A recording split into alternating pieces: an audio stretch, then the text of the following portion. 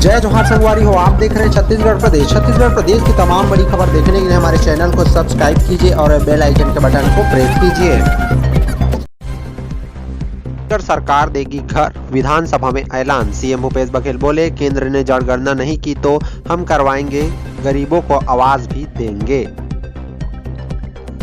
छत्तीसगढ़ के मुख्यमंत्री भूपेश बघेल ने विधानसभा में घोषणा करते हुए कहा कि केंद्र सरकार यदि जनगणना की घोषणा नहीं करती है तो 1 अप्रैल से 30 जून 2023 के बीच राज्य सरकार खुद आवासहीन लोगों की जनगणना कराएगी, क्रमबद्ध रूप से उनको पक्का आवास देगी और उनके हितों की रक्षा के लिए हर स्तर पर लड़ाई लड़ेगी। मुख्यमंत्री जनगणना कराने प्रधानमंत्री को पत्र भी लिखा जा चुका है। सीएम के ऐलान के बाद विधानसभा की कार्रवाई सोमवार तक के लिए स्थगित कर दी गई है। अब मुख्यमंत्री सोमवार 6 फरवरी को बजट पेश करेंगे। सीएम भूपेश बघेल ने कहा, क्या कुछ कहा विस्तार से पढ़िए।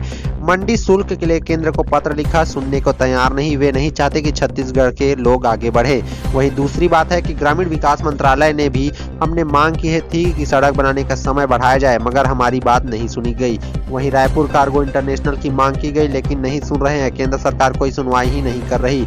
और चौथी बात है कि प्रदेश में खनिज से जो रॉयल्टी नहीं मिल रही, विदेश से कोयला मंगा लेंगे, लेकिन हमारी रॉयल्टी नहीं बढ़ा रहे, इसे बढ़ा देते हैं तो हमारी आमदनी बढ़ जाएगी। वहीं जीएसटी क्षतिपूर्ति पिछले साल 6182 करोड़ रुपए मिला, अब उन्होंने बंद कर दिया। वहीं प्रधानमंत्री ग्रामीण आवास पर बात हुई, सभी राज्यों को 2,85,00,000 मकान स्वीकृत हुए। वहीं छत्तीसगढ़ का 11,76,067 आवास को स्वीकृत किया गया। 8,44,000 मकान पूर्ण हो चुके हैं, 71% पूरा हो चुका है। इनके पास कोई मुद्दा नहीं है, इसलिए ग्रामीणों को भड़काने में जुट गए हैं। वहीं सातवीं बात, ये 2011 की जनगणना पर है, नई जनगणना क्यों नहीं होनी चाहिए, ये चले हमारे साथ गरीब जनता के हित में आवाज उठाएं। 2011 का डाटा पुराना हो चुका है, नया डाटा आना चाहिए। आरक्षण के मुद्दे पर भी बात हुई है। सीएम भूपेश बघेल ने इसके पहले आरक्षण के मुद्दे पर विपक्षी विधायकों को जवाब भी दिया। उन्होंने आरक्षण के मुद्दे पर कहा, सच के लिए हम लड़ेंगे, आगे जिस सीमा तक जाना हो जाएंगे। उन्होंने आगे एक शेर भी पढ़ा, जिंदा है तो जिंदा नजर आना जरूरी है, बात वसूलों की जाए तो टकराना भी जरूरी है। लापता परिवार है जिंदा, अपहरण की थ्योरी भी गलत। 1 मार्च को कार में आग, 2 मार्च को पत्नी बच्चों के साथ होटल से बाहर आता दिखा युवक। कांकेर में 1 मार्च की रात कार में लगी भीषण आग के बाद से लापता परिवार के जिंदा होने के पुख्ता सबूत पुलिस को मिले हैं। एसपी सलभ सिन्हा ने यह साफ कर दिया है कि 1 मार्च की रात जिस दिन चरामा के पूरी गांव के पास गांव में आग लगी, उस रात समीर सिकदार ने अपनी पत्नी और बच्चों के साथ धमतरी के आसियाना होटल में रात बिताई थी। 2 मार्च को युवक अपने परिवार के साथ होटल से बाहर आते दिखा है। इससे ये बात अब साफ हो चुकी है कि समीर सिकदार 29 वर्ष, उसकी पत्नी जया 26 वर्ष और दोनों बच्चे दीप 7 वर्ष और कृतिका 4 वर्ष जिस वक्त कार में आग लगी उस दौरान उसमें मौजूद नहीं थे। पुलिस की टीम जांच के दौरान धमतरी के आसियाना होटल पहुंची थी, जहां की महिला कर्मचारी ने फोटो देखकर चारों की शिनाख्त की है। साथ ही होटल में रुकने के दौरान जमा किए गए आधार कार्ड की फोटोकॉपी और होटल के रजिस्टर्ड में एंट्री भी मिली है। इसके अलावा सीसीटीवी फुटेज की जांच करने पर यह भी पाया गया कि घटना 1 मार्च को हुई, जबकि समीर और उसके परिवार ने 2 मार्च की सुबह होटल से चेकआउट किया था। बुधवार रात करीब 8:46 पर चारों ने होटल में चेक इन किया। इसके बाद पति पत्नी और दोनों बच्चे अपनी कार से वहां से निकलते हैं, फिर दोबारा रात करीब 9:30 बजे कार से वापस होटल आते हैं। महिला दोनों बच्चों के साथ गाड़ी से उतरती हुई भी नजर आ रही है। होटल के कर्मचारी और रिकॉर्ड के अनुसार अगली सुबह समीर सिकदार वापस होटल पहुंचकर परिवार को लेकर वापस निकल गया, जिसके बाद से सभी लापता है। अपहरण का कोई एंगल ही नहीं।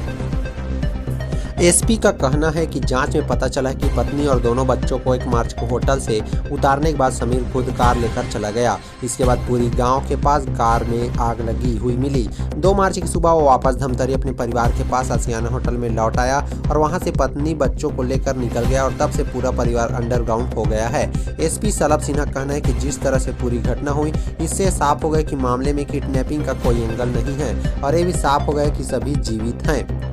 उन्होंने आशंका जताई है कि कार में आग लगने या लगाने की घटना भी पूर्व नियोजित है और इससे समीर सिकदार का भी हाथ हो सकता है। उन्होंने कहा कि पूरे परिवार की तलाश जारी है, ये सब क्यों किया गया और इन सब के पीछे की क्या वजह है तो पति पत्नी के मिलने के बाद ही पता चल पाएगा। एसपी ने कहा है कि दोनों पति पत्नी कॉल डिटेल्स भी खंगाले जा रहे हैं ताकि पता चल सके कि वे किन किन लोगों के संपर्क में थे और घटना वाले दिन उनकी बात किससे किससे हुई थी। भाजी सब्जियों और गोबर पाउडर से हर्बल गुबार। स्व सहायता समूह की महिलाएं कर रही तैयार देश के कई राज्यों में डिमांड। राजधानी रायपुर से करीब 65 किलोमीटर दूर ग्राम मतवारी में सब्जियों, फूलों और गोबर पाउडर से हर्बल गुलाल तैयार किया जा रहा है। यहाँ पर महिलाएं आसपास के खेतों में उगने वाली भाजियों और गोबर पाउडर से हर्बल गुलाल बनाने का बिजनेस कर रही है। इस साल इसके बिजनेस का टारगेट 8 से 10 लाख रुपए के गुलाल बेचने का है। इस समूह ने शुरुआती वर्षों में केवल 30 से 35 हजार के ही गुलाल बेचे थे, लेकिन गुलाल की गुणवत्ता और प्राकृतिक होने से इसकी डिमांड लगातार बढ़ रही है। गायत्री स्व सहायता समूह के नाम से इन महिलाओं ने समूह भी बनाया है। फिलहाल ये 12 महिलाओं का ग्रुप है जो घर के रोजमर्रा के काम को निपटाकर अतिरिक्त आय और लोगों के सेहत को ध्यान में रखते हुए इस काम को कर रहे हैं। कई तरह की भाजियों का इस्तेमाल। समूह के अध्यक्ष जागृति साहू ने बताया कि गुलाल बनाने के काम में आसपास के किसानों को हम पालक, लाल भाजी, सहतूत, चुकंदर, पलास, गेंदा फूल, गुलाब और अपराजिता के फूल का उपयोग करते हैं। इन भाजियों और फूलों को सबसे पहले उबाला जाता है। इसके बाद इसे मिक्सी में बारीक पीसकर अरारोट का पाउडर मिलाकर सुखा दिया जाता है। मिश्रण के पूरी तरह सूखने के बाद उसे फिर से पीसकर महीन कर लिया जाता है। इसके बाद वजन के अनुसार उन्हें अलग अलग पैकेट में सील बंद कर दिया जाता है। इसके अलावा गाय के गोबर को सुखाकर उसका भी बारीक पाउडर बना लिया जाता है, जो पूरी तरह से नेचुरल हर्बल प्रोडक्ट के रूप में यूज हो रहा है। कई राज्यों से मिल रही है डिमांड। जागृति साहू ने बताया कि हमारे प्रोडक्ट के लिए रायपुर, दुर्ग, रायगढ़ के अलावा बिहार के पटना, मध्य प्रदेश के कई शहर से ऑर्डर मिल रहे हैं। उनकी डिमांड के अनुसार माल सप्लाई किया जा चुका है।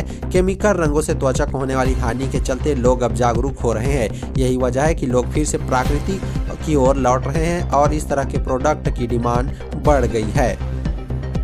पैकेजिंग और मार्केटिंग पर भी फोकस। गुलाल के छोटे पैकेट 30 रुपये प्रति पैकेट के हिसाब से बिकते हैं, जबकि इन्हें लोग कीमत 300 रुपये किलो में भी ले सकते हैं। फिलहाल इस प्रोडक्ट को दुर्ग सी मार्ट में लोग खरीद सकते हैं। अभी प्रोडक्ट ऑनलाइन उपलब्ध नहीं है। जागृति साहू ने बताया कि इस काम में जिला पंचायत CEO अश्वनी देवांगन का मार्गदर्शन मिल रहा है।